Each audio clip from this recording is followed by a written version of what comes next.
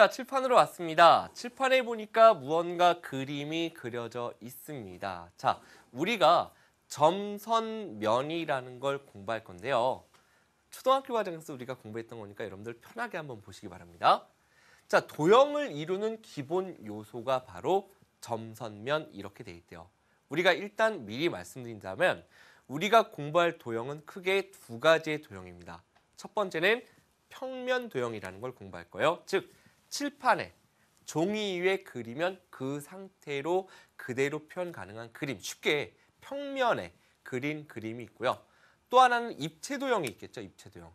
여러분들 주위에서 볼 수 있는 거. 아, 그래요.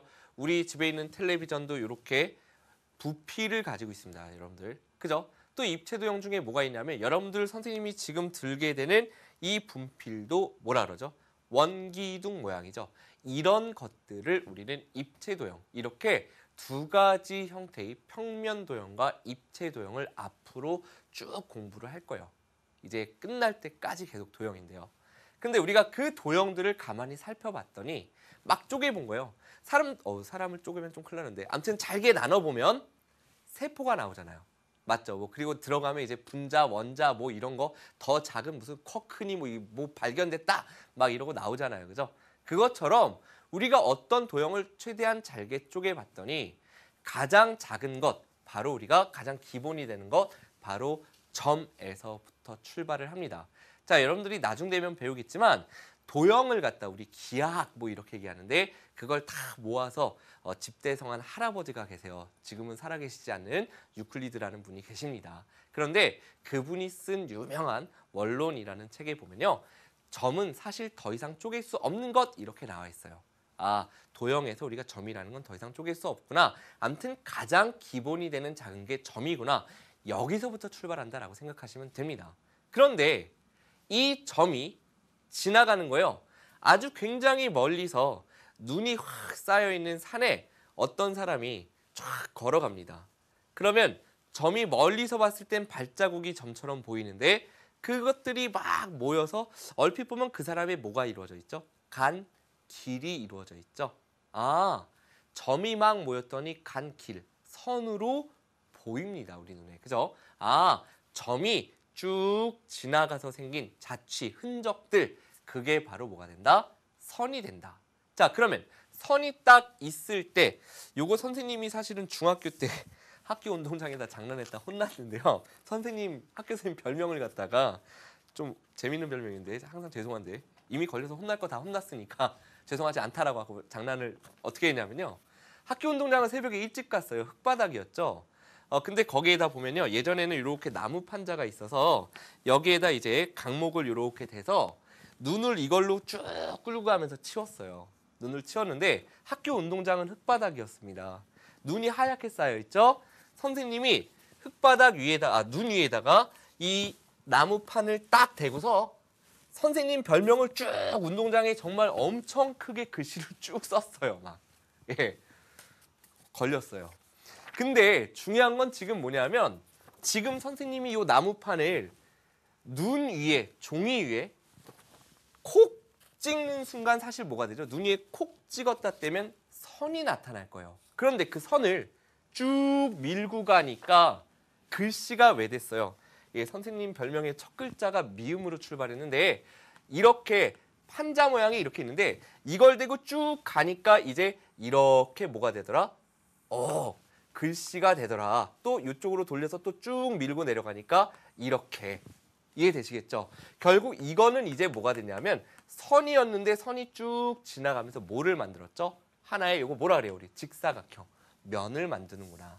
이렇게 여러분들이 이해를 해주시면 되는 겁니다. 그래서 지금 보니까 선에는 그러면 두 종류가 있는데 이렇게 고든 선을 우리가 뭐라고 해요? 직선, 휘어있는 선을 뭐라고 합니까? 곡선이라고 하죠. 그죠? 자, 그러면 평평한 면을 우리는 뭐라고 해요? 평면. 이렇게 휘어져 있는 면. 자, 여러분들 볼 수 있는 게 바로 이 선생님의 이 베겠죠. 여러분들 이 칠판과 선생님 옷의 이 라인을 보면 선을 보니까 이렇게 D자로 이렇게 보이는 이 선 휘어져 있어요. 그게 바로 뭐다? 곡면이다. 그 면이 바로 곡면이다라는 거 이렇게 여러분들께서 이해를 해주시면 되겠습니다. 전혀 어렵지 않죠, 여기까지는. 자, 그다음 두 번째 내용으로 한번 들어가서 보도록 할 텐데요. 자, 두 번째 내용 교점과 교선이 있습니다.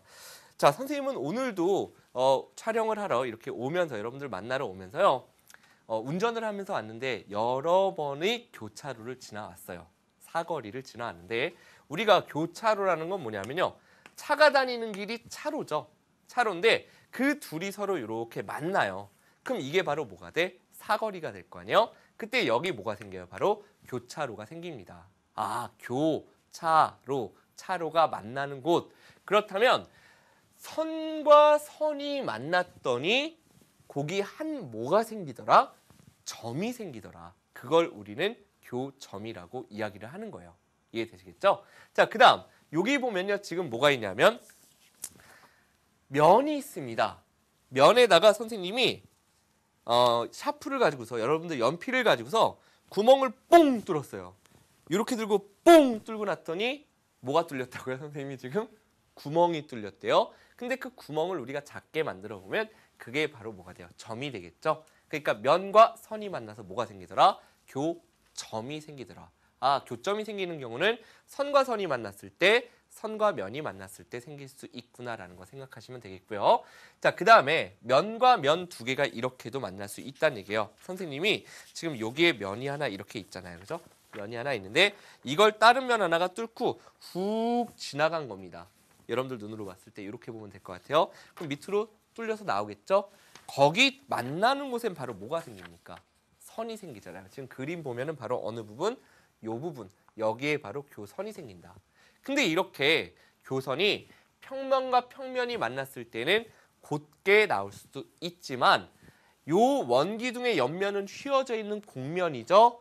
곡면과 평면이 만났더니 만나는 선이 교선이 이렇게 휘어져 있어. 무슨 모양이에요? 이게 원 모양으로 이런 경우도 나오는구나. 아, 그러니까 면과 면이 만났을 때 교선이 생기는데 꼭 그 교선은 직선만 나오는 게 아니라 곡선도 나올 수 있구나. 여기까지 여러분들께서 이해를 해주시면 됩니다. 자, 지금까지 공부한 내용, 점이 지나가면서 뭐를 이룬다? 선을 이룬다. 선이 지나가면서 뭐가 된다? 바로 면을 이룬다라는 거. 우리가 모여서라고도 표현하기도 하는데요. 여러분들께서 아마 상과정에서 함수를 공부할 때 보면 처음에는 x값 띡띡띡 점을 찍었다가 사이사이 값들 모든 수에 대해서 했을 때 점이 막 모여서 뭐가 될 거예요? 선이 되는 거 아마 확인할 겁니다. 그죠? 그것처럼 마찬가지로 점이 모여서 선이 된다 이렇게 얘기할 수도 있는데 우리는 점이 지나간 길이 선이다. 이렇게 일단은 알아둘게요. 그렇게 특별히 구분 안 하셔도 지금은 괜찮을 것 같습니다. 자, 다음 문제로 한번 들어가서 보도록 하겠습니다. 다음 예를 볼 텐데요. 자, 그림과 같은 직육면체. 자, 직육면체, 뭔가 면으로 막 둘러싸여 있는 입체 도형인데요. 이것도 가만히 살펴보니까 점이 있어요. 점이 어디 있는지 어떻게 확인하면 돼요? 이렇게 눈을 감고 만져봤을 때 아, 따가워 하는 부분이 뾰족하기 때문에, 그죠? 거기가 점일 텐데 어디가 됩니까? 바로 교점은 이렇게 위에 4개가 있습니다. 그죠? 그리고 밑에 몇 개가 있을까요? 4개가 있겠죠? 요게 우리가 뭐가 된다? 교점이 된다. 그럼 총 교점은 위에 4개, 아래 4개니까 몇 개? 8개가 됨을 알 수 있고요. 자, 교선이라는 건 면과 면이 만나서 생기는 거니까 한번 이렇게 볼까요? 여기에 있는 것도 교선일 테고 이렇게 교선 위쪽에 4개가 있어요. 그 아래에도 똑같이 4개가 있겠죠? 끝인가요? 아니에요. 옆에도 이렇게 4개가 있으니까 총 위에 4개, 밑에 4개, 옆에 4개에서 교선의 개수는 12개가 나온다. 여기까지 여러분들께서 내용을 정리해 주시면 되겠습니다.